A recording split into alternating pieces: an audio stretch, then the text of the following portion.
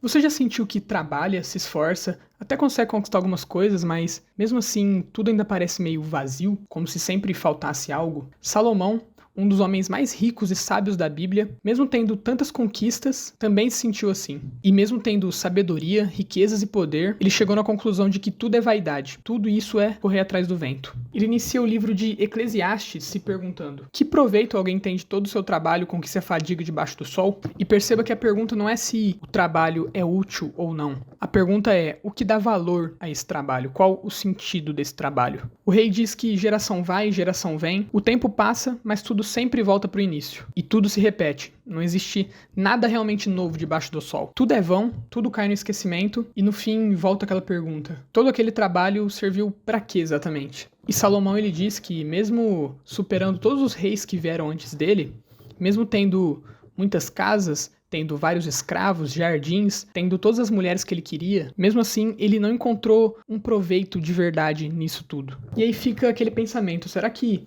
no fim da nossa vida a gente também vai chegar na mesma conclusão que Salomão chegou, de que não tem um proveito de verdade em todo o nosso trabalho? Só que um pouco mais pra frente no livro, Salomão diz algo meio curioso. Ele fala que não tem nada melhor pro ser humano do que aproveitar o fruto do trabalho dele. Eclesiastes capítulo 2, verso 24 ao 25, não há nada melhor para o ser humano do que comer, beber e fazer com que a sua alma desfrute o que conseguiu do seu trabalho. No entanto, vi também que isso vem da mão de Deus, pois separado deste, quem pode comer ou quem pode alegrar-se? Mas ainda assim isso parece meio vazio. O homem mais sábio do mundo teria mesmo chegado nessa conclusão tão egoísta de que o sentido da vida seria apenas trabalhar e aproveitar os frutos desse trabalho? Ele mesmo diz antes que tudo isso é vão. Então, será que ele não estava apontando para algo um pouco mais profundo? E bom, o que me restou foi analisar essa conclusão que Salomão chegou e buscar um novo significado pro trabalho que ele menciona. Quando a gente pensa em trabalho, a gente logo também pensa em emprego. Só que tem uma grande diferença entre essas duas palavras. Trabalho é algo que não necessariamente gera uma recompensa financeira. Já o emprego é um cargo em que o trabalho ele é remunerado. Ou seja, quando o Salomão ele fala de trabalho, ele não está necessariamente falando de um emprego. Não necessariamente está falando de uma coisa que gera dinheiro. O trabalho ele é um conjunto de várias atividades feitas para alcançar um objetivo. Então, se existe um objetivo e um esforço para alcançar esse objetivo, então você está trabalhando. Mas então, que tipo de trabalho não é vão? Que tipo de esforço não cai no esquecimento? Se a gente trabalha pensando só no nosso próprio bem, um dia todo o proveito disso vai embora junto com a gente. Mas se os frutos desse trabalho transbordam para as outras pessoas, a memória disso pode permanecer por muito mais tempo. E aqui a gente não está falando de emprego, a gente está falando de trabalho. Os frutos não são apenas dinheiro, mas tudo que a gente tem de bom dentro da gente que a gente pode compartilhar com outras pessoas. Quando a gente é gentil, quando a gente oferece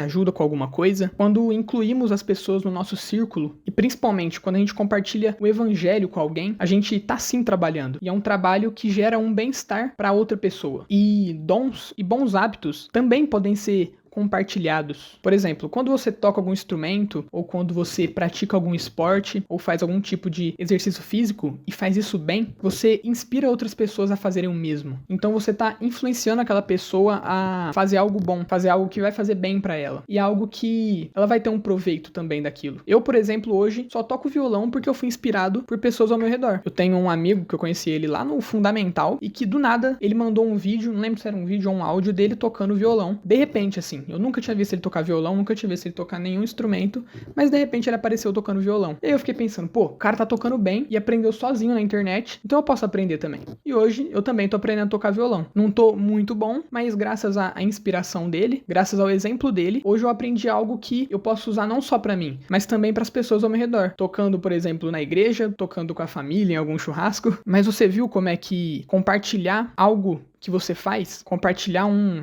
dom, uma habilidade que aprendeu com alguém, não para se achar, não para mostrar que você é capaz de fazer aquilo, mas para mostrar que qualquer um pode, mostrar que é bom fazer aquilo, é legal fazer aquilo. Você vê como é que fazer isso inspira as outras pessoas? E hoje eu já toquei vários louvores na igreja, em vários cultos, e tudo isso começou porque lá atrás, mais ou menos uns 2 anos atrás, o meu amigo só postou um vídeo dele, mandou um vídeo no WhatsApp dele tocando violão. E essa inspiração, você ser um exemplo e motivar as pessoas a fazer algo bom, Isso não vai ser esquecido. Isso não é vão. Também não é da vontade de Deus que você receba dons, receba habilidades, que você faça coisas incríveis, mas que fiquem guardadas só pra você mesmo. E quando a gente trabalha servindo e inspirando, sendo exemplo para as pessoas ao nosso redor, a gente também está alegrando a Deus dessa forma. No livro de Marcos, capítulo 10, Jesus fala: quem quiser tornar-se grande entre vocês, que se coloque a serviço dos outros, e quem quiser ser o primeiro, que seja servo de todos. Pois o Filho do Homem não veio para ser servido, mas para servir e para dar sua vida em resgate por muitos. Então, se o próprio Deus veio para servir, quem somos nós para não servirmos uns aos outros também? Então, fazendo isso, a gente vai acumular algo muito mais valioso do que riquezas, muito mais valioso do que casas, funcionários e mulheres, assim como o Salomão. A gente vai acumular bons amigos, a gente vai acumular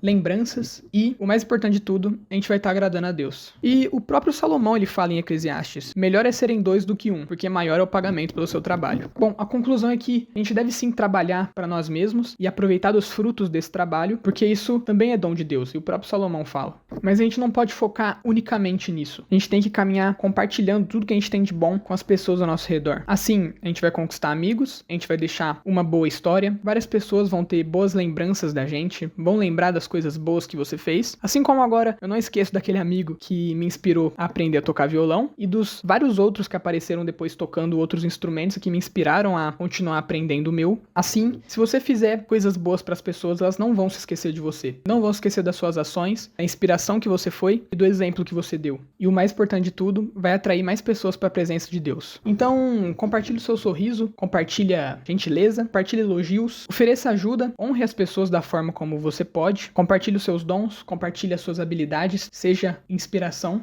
Então, deixe que a luz de Deus brilhe em você, ilumine os ambientes onde você pisar e ilumine as pessoas ao seu redor. É isso.